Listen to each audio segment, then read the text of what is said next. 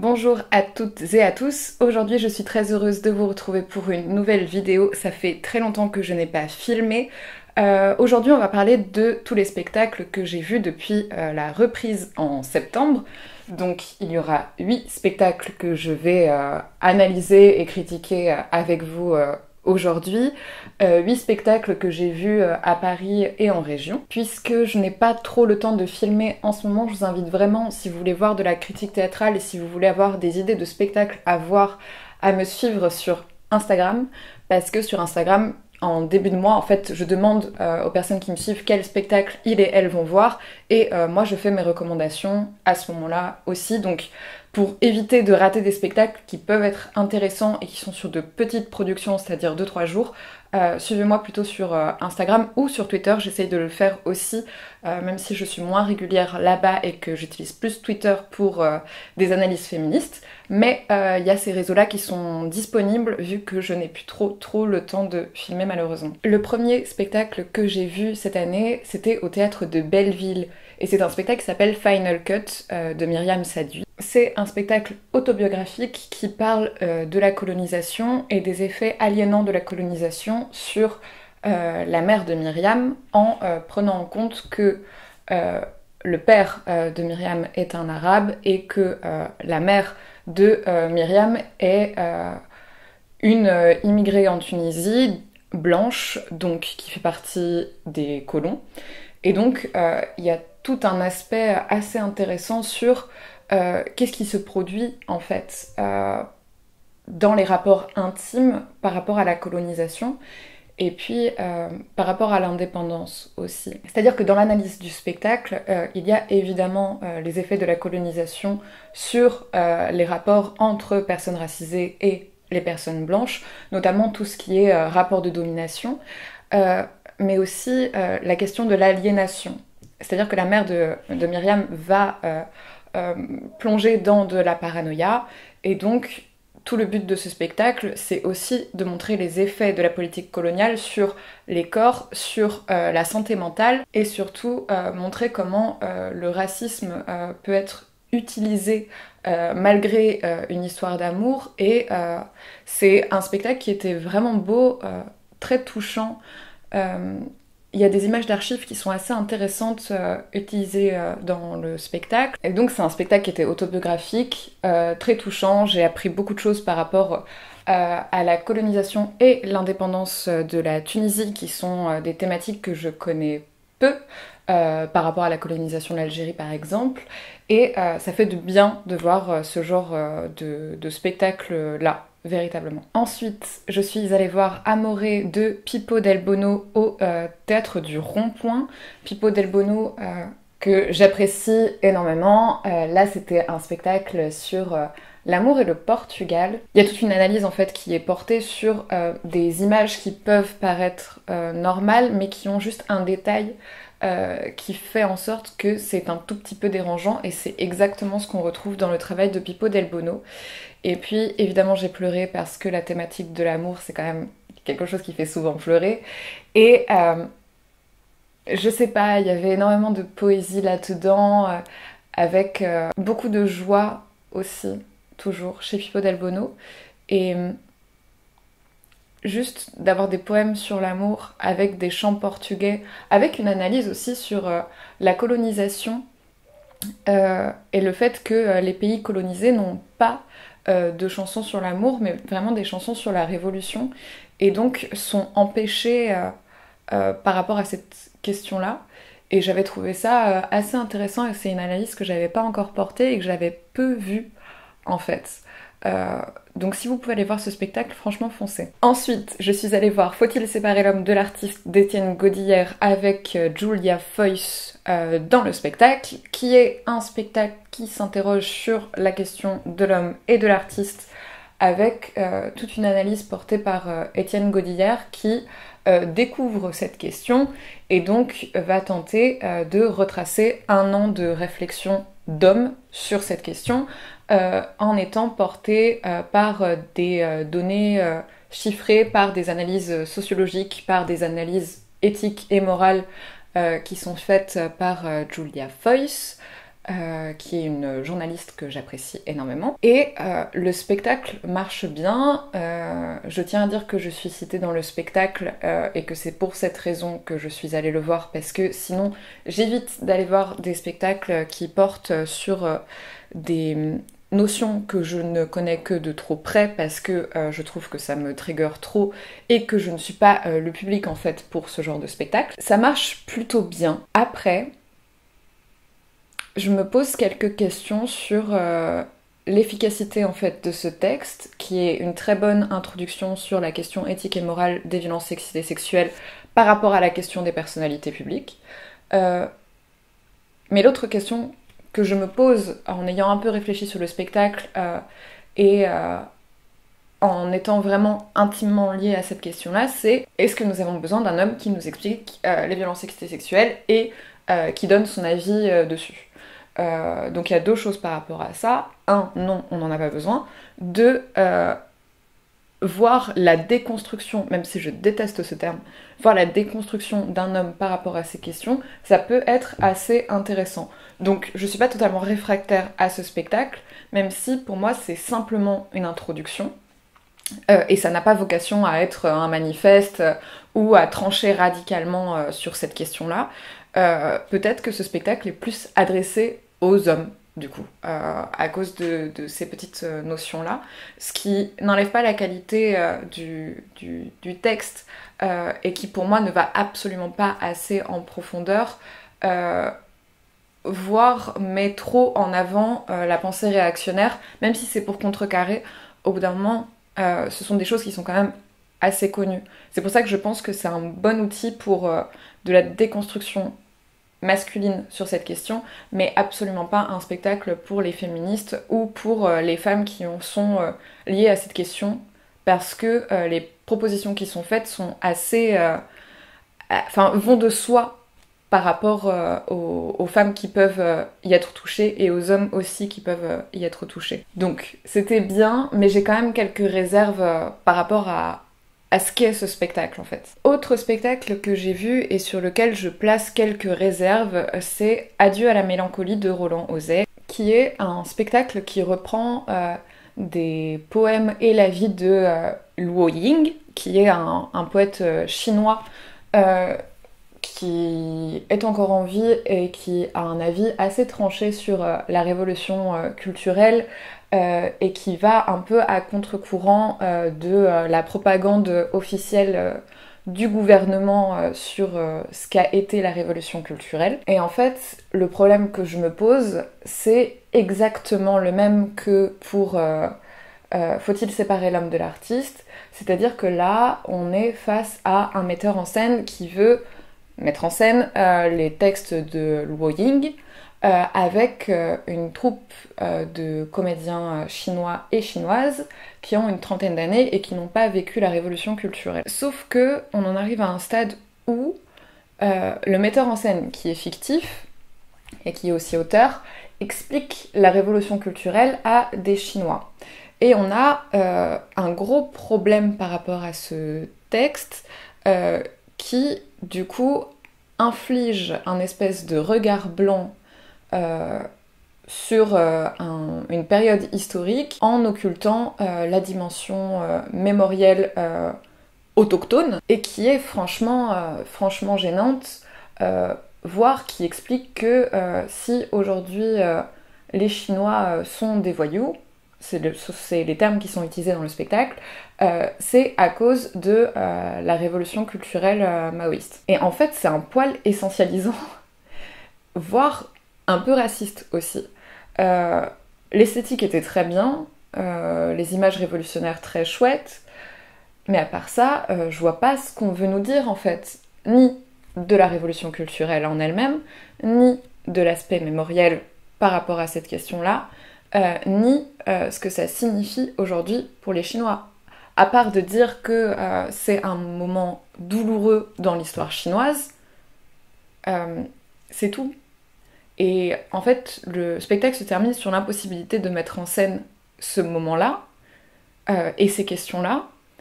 Et peut-être que oui, ou peut-être que ça a été mal agencé, je sais pas. Et puis il y a aussi toute une partie qui m'a un peu gênée sur la fétichisation des femmes asiatiques. Et, et en fait, c'est là que je comprends pourquoi il y a des mouvements de décolonisation dans les arts. Euh, c'est parce que là, on avait un peu un regard colonial en fait sur la Chine, sur les Chinois, et ça m'a franchement dérangée, même si j'ai pas passé un mauvais moment. Mais de un, je ne sais pas ce qu'on dit sur le communisme, de deux, je ne sais pas ce qu'on dit sur la révolution culturelle, de trois, je n'ai pas compris où voulait en venir ce spectacle, si ce n'est rendre hommage à Luo Ying, mais peut-être qu'il y a d'autres façons de le faire aussi, qu'en faisant un spectacle qui aimerait disserter sur la révolution culturelle pour ne rien en dire. Donc, c'était les deux spectacles sur lesquels j'ai un peu de réserve, mais il y a d'autres spectacles que j'ai vus et j'étais absolument subjuguée.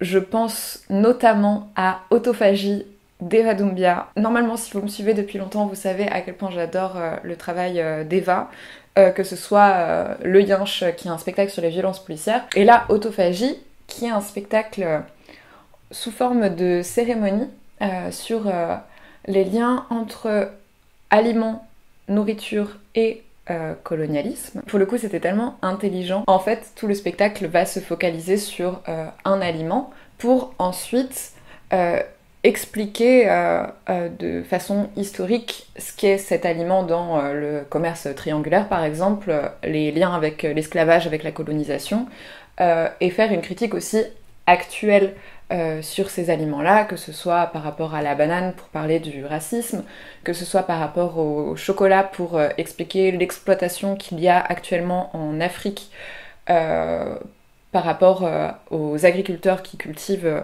le chocolat.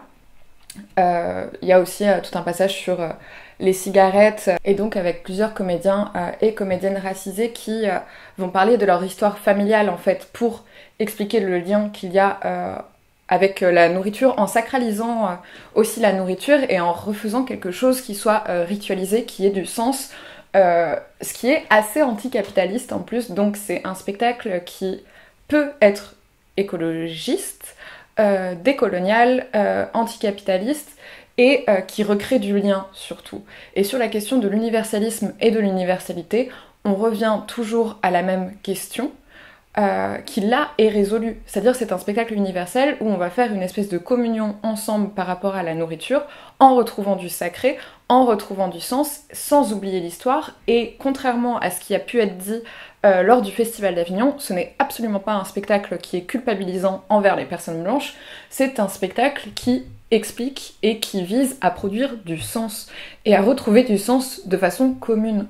Et c'est très très beau ce moment où Eva nous demande à tous et toutes de manger un carré de chocolat qui vient d'Afrique et qui n'a pas le goût du chocolat que l'on connaît. C'est-à-dire qu'il y a aussi une notion d'apprentissage dedans que je trouve très belle. Et puis aussi, il y a des phrases poétiques qui sont vraiment touchantes et vraiment belles lorsque Eva dit que les Noirs d'ici, donc les Noirs de France, mangent les Noirs de là-bas, c'est-à-dire les Noirs d'Afrique, à cause de l'exploitation. Tout ça, c'est juste sublime. Et puis au niveau esthétique, c'est assez incroyable. Vraiment, je vais vous mettre des images, c'est très très beau, très poétique, et il y a une générosité dans ce spectacle dont je ne me remets pas. En fait, tout le long du spectacle, il y a un mafé qui est en train d'être préparé par un cuisinier, et à la fin, on déguste ce mafé ensemble. Donc, sur la question de l'universalité, on y est. Et par rapport aux accusations de communautarisme, non, faire communauté, ce n'est pas faire du communautarisme. Et donc ce spectacle est juste incroyable, et je peux que vous conseiller d'aller le voir pour sa poésie, pour ce que vous allez apprendre, et parce que c'est génial quoi. Et donc Autophagie, je l'ai vu au Théâtre du Nord à Lille, et je suis allée voir aussi Manifesto Transpofagico de Renata Carvalho au Théâtre du Nord aussi. Manifesto Transpofagico est un spectacle sur la transidentité qui est en deux parties. Dans la première partie du spectacle, Renata va revenir sur son histoire personnelle et son parcours de transition de femme trans, tout en inscrivant son histoire dans l'histoire des femmes trans au Brésil parce qu'elle est brésilienne, et elle le fait de façon historique, c'est-à-dire qu'elle va expliquer dans les années 70 et 80 comment l'État brésilien a organisé des meurtres de masse envers les personnes trans, tout en exploitant ces mêmes femmes trans lors du carnaval. Et ce que j'ai trouvé excellent dans cette première partie, c'est que par rapport à la question des LGBT, généralement on fait comme si ces personnes venaient d'exister. Comme si les LGBT venaient d'apparaître alors que c'est faux, et donc de remettre de l'histoire dedans, d'expliciter cette histoire, de remettre les choses dans une perspective historique, ça m'a beaucoup appris, ça m'a beaucoup apporté. C'est un spectacle aussi qui est extrêmement poétique parce que Renata explique qu'en gros elle est anthropologue de la question trans, et elle va faire toute une déclamation sur ce qu'est un corps trans. Tout l'aspect historique va être entrecoupé de ces analyses poétiques, et c'est juste sublime. Donc cette première partie se fait comme ça, et on voit que ça lui coûte aussi, que c'est quelque chose de difficile, et donc juste cette performance à ce niveau-là est sublime, et je suis assez reconnaissante d'avoir pu voir un spectacle aussi précis, aussi intime, parce que Renata est présente, mais en culotte, c'est-à-dire qu'elle dévoile en fait son corps à des personnes qui ne sont pas forcément trans. Donc il y a un espèce de côté voyeuriste, mais qui est vraiment une espèce de mise à nu, et qui n'est absolument pas dérangeante dans sa façon d'aborder la question, et c'est évidemment éminemment politique. Et toute la deuxième partie en fait du spectacle va être un jeu de questions-réponses avec le public, avec des questions du style connaissez-vous une personne trans? Y a-t-il une personne trans dans votre famille? Et ça a pu donner des moments assez beaux. C'est-à-dire que par exemple, au bout d'un moment, il y a Renata qui demande à une personne s'il y a une personne trans dans sa famille, et l'une des spectatrices dit oui, mon amoureuse. Et c'était des personnes qui étaient juste derrière moi, et juste ce moment était si touchant, si beau. Je suis vraiment reconnaissante d'avoir vu ça, véritablement. Parce que c'est fait avec pédagogie, et c'est fait avec beaucoup de générosité aussi. Donc je sais que ce spectacle ne repassera pas en France, mais si vous avez la possibilité de le voir en Europe, allez-y, c'était vraiment vraiment vraiment sublime. Dernier spectacle que j'ai vu à Lille depuis le début de la reprise, c'est Dark Was the Night d'Emmanuel Mérieux. C'est un spectacle qui est extrêmement beau rien qu'au niveau de sa scénographie, et je vais vous mettre des images et vous allez voir à quel point c'est fou. Et c'est surtout un spectacle choral, un peu comme les films choraux où on va suivre à chaque fois une personne et un bout d'histoire de cette personne et voir les liens qui se croisent entre elles. Mais là, c'est autour d'un disque qui a été envoyé à la NASA pour parler aux extraterrestres. Et donc toute la première partie de spectacle va être sur un vieil homme qui explique comment, à ses 7 ans, il s'est retrouvé à faire la voix française qui demande, qui parle aux extraterrestres en fait, vu que c'est un disque avec plusieurs langues, avec des photos aussi intégrées dedans pour véritablement communiquer avec les extraterrestres. Et suite à cette histoire-là, il y a une partie sur un compositeur noir qui a été enterré dans un cimetière qui est laissé à l'abandon. Et donc, un homme noir va tenter, avec son fils, de retrouver la tombe de cet artiste. Et donc, à chaque fois, en fait, on passe comme ça de petite histoire en petite histoire autour de ce disque. Et donc, on retrouve un peu d'humanité dans le lien avec les extraterrestres et sur la communication avec autrui. Et à cette question-là, qui est de la communication avec d'autres, se pose aussi la question de l'humanité, avec toute une analyse sur le fait qu'on soit juste une planète au milieu de la galaxie, qu'on est quasiment rien, qu'on est très petit. Donc on a à la fois l'analyse sur le microcosme et le macrocosme. Et c'était tellement émouvant, ces histoires, que j'ai pleuré 3 fois.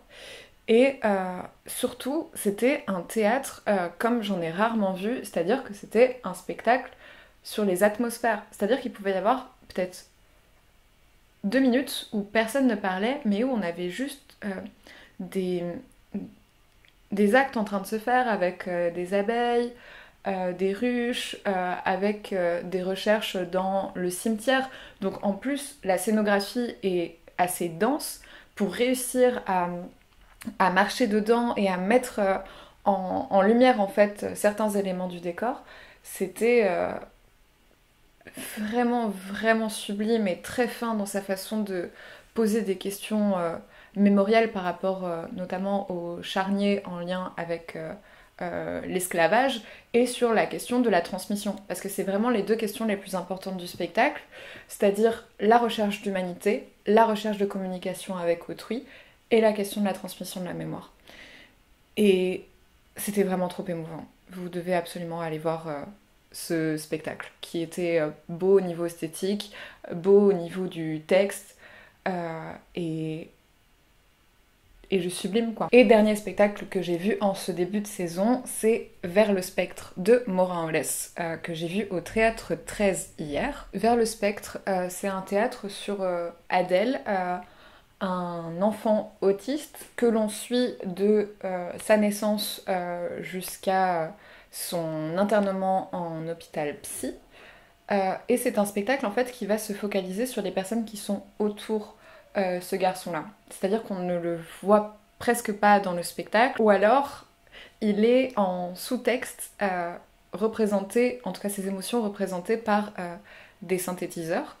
Ce qui donne une dimension allégorique et une lecture des sentiments qui est assez chouette en fait, assez belle, assez émotive aussi. Et en fait je m'attendais pas à être aussi touchée par ce texte. Et ce qui m'a beaucoup touchée en fait dans ce spectacle, c'est à la fois la critique qui est portée sur le manque de moyens dans l'éducation nationale par rapport aux questions d'inclusivité. Parce que travaillant dans un collège, c'est des questions sur lesquelles je suis confrontée en fait personnellement. Et toute la critique qui est faite aussi sur l'hôpital public et sur les hôpitaux psychiatriques, toujours par rapport à cette question du manque de moyens. Et c'était très beau, très touchant, notamment dans le rôle du père qui se retrouve seul à élever cet enfant-là et qui ne comprend pas comment son fils a pu devenir violent au bout d'un moment, sans doute à cause des IME. Et je sais pas, ce spectacle, c'était si touchant dans sa façon d'appréhender l'autisme, dans sa façon de montrer qu'il y a des gens en fait qui se battent autour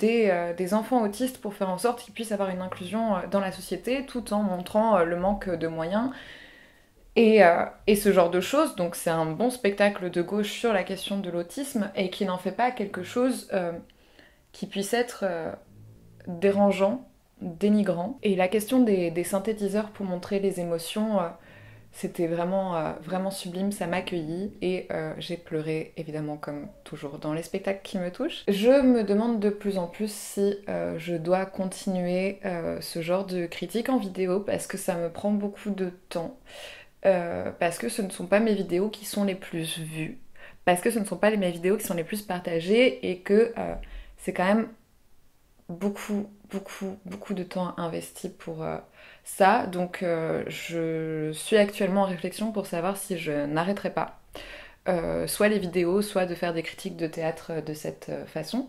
Donc si jamais vous aimez mon travail en vidéo, vous pouvez commenter, vous pouvez la partager sur les réseaux et me dire si oui ou non je dois continuer ce genre de vidéos là. Parce que j'aimerais plus faire des reportages, parce que j'aimerais plus faire des interviews, même si j'ai un peu du mal en ce moment à en faire et juste à trouver le temps en fait de voir des personnes discuter du théâtre sur YouTube. Donc je sais plus trop. Dites-moi ce que vous pensez par rapport à cette question-là. Sinon, de toute façon, je continuerai à parler de spectacles sur Twitter et Insta, mais c'est ce format vidéo-là qui m'interroge. Mais voilà, j'espère quand même vous retrouver bientôt pour une nouvelle vidéo sur le théâtre. Là, je vais voir des spectacles qui sont assez chouettes en novembre. Donc, suivez-moi sur les autres réseaux pour que je puisse vous en parler. Et moi, je vous dis à bientôt pour une nouvelle vidéo.